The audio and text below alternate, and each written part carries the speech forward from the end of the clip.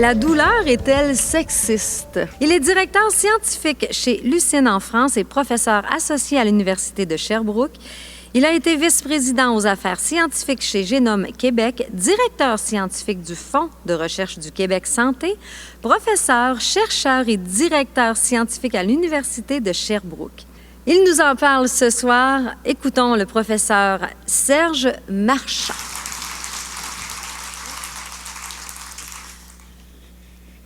Bonsoir. Écoutez, on va commencer tout de suite en parlant d'un sujet très, très important. La douleur est-elle sexiste? Vous vous doutez bien que si je pose la question, c'est parce que la réponse, c'est oui. Mais la vraie question, c'est entre la femme et l'homme, qui est le plus sensible à la douleur? On va mettre ça un petit peu plus, le challenge un peu plus important. On va demander qui est le plus douillet. Est-ce que ce sont les femmes ou les hommes? Et la réponse, vous la savez déjà probablement, puis quand il y a des groupes, en fait, je demande aux gens de lever la main. Vous levez peut-être déjà la main à la maison. Les femmes vont dire, c'est les hommes. Les hommes, le plus bel exemple qu'on a, c'est la grippe d'homme. Hein? Vous savez que pour une même grippe, vous prenez un gars et une fille, les gars sont plus affectés. Vous demanderez à des infirmières qui s'évanouit quand ils font des prises de sang. Ils vont vous dire, c'est les grands gars, c'est pas les petites femmes. Alors, ça ne vaut pas la peine d'en parler plus longtemps, mais quand on regarde au niveau de la science, ça ne semble pas être aussi clair que ça, en fait. Quand on fait des tests de laboratoire et qu'on utilise une stimulation qu'on appelle nociceptive, c'est-à-dire qu'on produit une douleur, on met une thermode sur le bras, on chauffe à une température qu'on sait que c'est douloureux, et qu'on utilise les mêmes stimulations pour un homme et pour une femme, écoutez quoi, vous savez quoi? La majorité du temps, la grande majorité du temps, les femmes perçoivent plus de douleur que les hommes. Contrairement à tout ce qu'on a pensé jusqu'à aujourd'hui, ça semble être les femmes qui ont un seuil de douleur qui est plus bas. En fait, quand on regarde les études, vous pouvez voir ici la barre qui est en rose et celle qui est en bleu. Quand on regarde les études, pour atteindre une même douleur, il faut donner moins d'intensité. Ou encore, si on utilise la même intensité de stimulation, la majorité du temps, les femmes ont plus de douleur. L'important ici, ce n'est pas un combat. L'important, ce n'est pas de savoir qui a raison. L'important, c'est de savoir que ça existe. Mais il y a une grande question derrière ça. À quoi ça sert? Pourquoi les femmes auraient plus de douleur que les hommes? En fait, pour commencer, regardons les autres sens. Quand on regarde les 5 sens, on s'aperçoit que dans plusieurs sens, au moins au niveau de l'olfaction, au niveau du goût, les femmes ont un seuil qui est plus bas. C'est-à-dire que pour une même intensité, une même stimulation, donc une odeur de très, très faible intensité ou un changement de goût de faible intensité, les femmes vont avoir un meilleur score que les hommes. Alors, si à la maison, vous vous demandez si le lait est encore bon et qu'il y a une femme à la maison, demandez-lui de le sentir. Vous avez plus de chances de ne pas boire du lait qui est passé de date. Alors, vous voyez que déjà dans les sens, il y a une différence entre les sexes. Et c'est vrai aussi un peu pour la vision, l'audition, peut-être de façon moins importante, mais quand même, c'est présent. Mais malheureusement, ça semble aussi être le cas pour la douleur. Donc, les femmes sont plus sensibles à la douleur que les hommes. Mais pourquoi? D'où ça vient? Qu'est-ce qui se passe? Une des possibilités, c'est de penser à ce qui s'est passé dans le début, si vous voulez, du développement. Les premiers hommes, les premières femmes. Les rôles étaient assez caractérisés, comme chez les animaux, si vous voulez. Du côté femelle, par exemple, chez les animaux, le rôle de la femelle, c'est beaucoup de protéger l'environnement. De s'assurer, par exemple, que les enfants, que les bébés vont être bien protégés. Et comment on peut bien protéger son environnement si nos sens ne sont pas très aiguisés? Si je goûte quelque chose et que je soupçonne que ça peut être dangereux, je vais empêcher les autres du groupe d'y goûter. Si je sens que c'est trop chaud, je vais empêcher les autres de se brûler. Alors, on appelle ça le rôle phylogénétique, si vous voulez. Chez les mâles, au contraire, il y avait la chasse, il y avait des combats, et on demandait à ce que le seuil de douleur soit probablement un peu plus élevé pour être capable de poursuivre, si vous voulez, en tant que tel. Alors ça, c'est pour l'histoire, ça, c'est pour la préhistoire. Mais aujourd'hui, quand on compare les hommes et les femmes et qu'on regarde les activités qu'ils font, c'est à peu près les mêmes. Alors, on n'a plus besoin de ce changement-là. Mais l'évolution, ça ne se fait pas en 2 jours. Dans certains cas, oui, on voit des nouvelles études qui montrent que ça se fait en quelques années. Mais il y a beaucoup d'évolutions qui prennent beaucoup de temps. Donc, on garde un système nerveux qui est le même que des gens il y a 5, 10, 15, 20 000 ans. Et pourtant, on a des activités qui sont à peu près égales. Et qu'est-ce que ça fait? On s'aperçoit que pour la douleur qu'on pourrait qualifier de clinique, c'est-à-dire les douleurs dont on souffre, les femmes sont surreprésentées.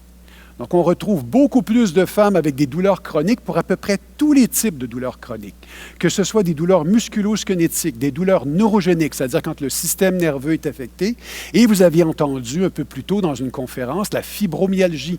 C'est l'exemple, si vous voulez, classique où on retrouve beaucoup plus de femmes que d'hommes. Même si des hommes sont atteints, on retrouve encore une fois plus de femmes, mais ce n'est pas la seule douleur où on retrouve plus de femmes.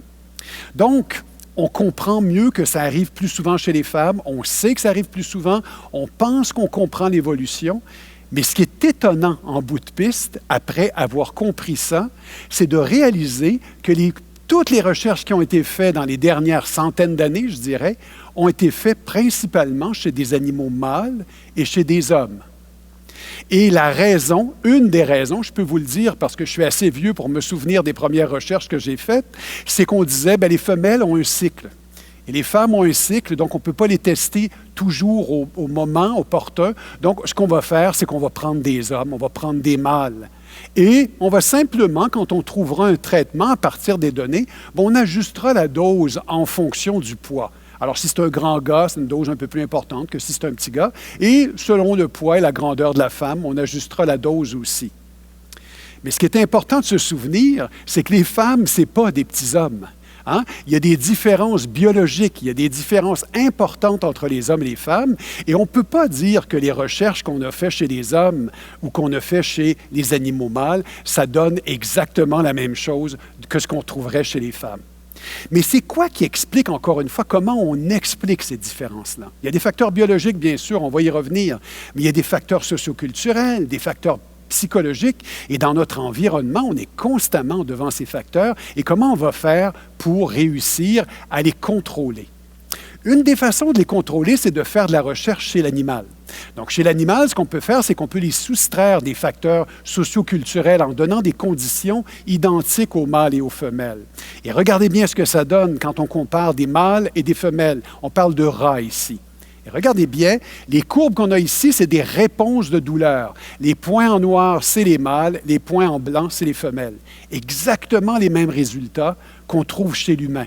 Et ça, c'est intéressant parce que comme c'est les mêmes résultats, on peut manipuler certaines choses, on peut tester certains traitements et voir s'il y a des différences entre les mâles et les femelles. La première question qu'on peut se poser, c'est est-ce que les hormones sexuelles jouent un rôle? Bien, c'est vrai, c'est une bonne question. Et qu'est-ce qu'on peut faire pour ça? Bien, on peut les enlever. Chez les animaux, on peut les ovariectomiser chez la femelle, on peut castrer les mâles, attendre 1 mois environ, et les hormones sexuelles graduellement vont disparaître parce qu'elles viennent des gonades. Et regardez ce qu'on trouve, des courbes qui se superposent. Alors, ce n'est pas à dire qu'il n'y a que les hormones sexuelles, mais c'est à dire que c'est clair que les hormones sexuelles jouent un rôle dans notre réponse à la douleur en tant que telle. C'est intéressant, mais quand on propose à des hommes et à des femmes de les castrer, les ovariectomiser au laboratoire, pour toutes sortes de raisons, ils refusent. Vous vous doutez bien qu'on ne fait pas ça. Ce serait vraiment terrible sur le plan éthique. Alors, qu'est-ce qu'on peut faire? Bien, ce qu'on peut faire, c'est au moins, on peut regarder chez les femmes, qu'est-ce qui se passe quand il y a le cycle menstruel. Alors, le cycle menstruel, c'est intéressant parce que si vous regardez la phase ovulatoire versus la phase menstruelle, la phase post-menstruelle, on voit que l'estrogène et la progestérone modulent énormément et on peut regarder ce qui se passe en termes de réponse. Et là, la douleur, c'est complexe. On n'ira pas dans le détail. Vous avez vu plein de conférences très intéressantes. Mais dans la douleur, il y a des mécanismes qu'on appelle excitateurs, c'est-à-dire la douleur va être amplifiée par le système nerveux. Mais il y a aussi des mécanismes qui freinent la douleur. Donc, qui sont là un peu comme des pompiers qui viennent éteindre le feu. Et on se demandait, on avait des raisons de croire que les hormones sexuelles vont jouer sur ces mécanismes de freinage de la douleur. Alors, c'est ce qu'on a testé. Et regardez en rouge, c'est pendant la phase menstruelle, on voit de combien la douleur est diminuée par ces mécanismes de freinage qu'on peut mesurer en labo. On les voit aussi pendant la phase lutéale, c'est-à-dire post-ovulatoire. Mais regardez pendant la phase ovulatoire, le freinage est beaucoup plus important. Mais là, on peut se demander, est-ce qu'il est plus important que chez les hommes ou il est comparable? Eh bien, regardez, quand on compare avec des hommes, pendant la phase ovulatoire, les femmes et les hommes ont le même système de freinage, mais le reste du temps, chez la femme, le système de freinage est moins puissant et ça semble être lié aux hormones sexuelles. Alors, c'est important, ça, parce que ça nous permet de nous poser des questions très importantes aussi sur le rôle de ces hormones. Mais chez l'humain, on peut aller un peu plus loin aussi. Il y a des gens qui sont nés et qui ne se sentent pas, si vous voulez, le genre ne va pas avec le sexe biologique qu'ils ont. Et ils demandent, si vous voulez, de changer de sexe, et ils ont bien le droit de le faire. C'est ce qu'on appelle le transsexuel. Alors, c'est des hommes qui vont recevoir de l'estrogène, de la progestérone, des femmes qui vont recevoir de la testostérone, et on a étudié certains de ces patients avec un collègue ici à Sherbrooke. Et regardez bien ce que ça donne. Et tout de suite, je vous dis, c'est des données préliminaires, mais quand même, pour 4 ou 5 sujets, déjà, on est très impressionnés. Vous voyez, dans la ligne bleue, c'est le seuil de douleur des hommes, c'est-à-dire combien il faut chauffer la peau avant qu'ils nous disent que ça devient douloureux. Et chez les femmes, en rose, vous voyez à quel niveau. Donc, encore comme on a vu un peu plus tôt, le seuil chez les femmes est plus bas, donc elles ont plus de douleur pour une même température. Mais si on prend maintenant des hommes qui ont pris des hormones sexuelles féminines, regardez, la réponse ressemble beaucoup plus à celle des femmes. Contrôle. Et la même chose, si vous avez des femmes qui ont reçu des androgènes, de la testostérone, on retrouve une réponse qui ressemble beaucoup à celle des hommes. Alors, c'est important tout ça pour un chercheur, mais vous allez vous dire, ouais, c'est bien intéressant, mais qu'est-ce que ça change dans la vie des cliniciens, par exemple? Alors, on peut se poser la question, est-ce que ça change la réponse au traitement? Et la réponse, c'est oui. En fait, il y a des recherches qui ont montré que pour des médicaments aussi importants que la morphine, par exemple, ou les opiacés en général, les réponses entre les hommes et les femmes ne sont pas les mêmes. Donc, il faut ajuster le traitement en fonction, bien sûr, du poids et de la taille, mais il faudrait tenir compte du sexe. Et ça commence à peine à se faire dans la recherche et ça s'en va vers la clinique en tant que telle. Donc, pour conclure, il y a plusieurs facteurs en cause, biologiques, mais bien sûr, il y a des facteurs psychologiques et culturels. La façon dont je vais élever les enfants, ce que je vais dire aux filles versus les garçons, c'est très important. Mais le plus important, c'est qu'il faut tenir compte du sexe dans le traitement de la douleur et se souvenir que les femmes ne sont pas des petits hommes. Il faut s'assurer d'avoir une bonne équité dans le traitement de la douleur. Je vous remercie beaucoup.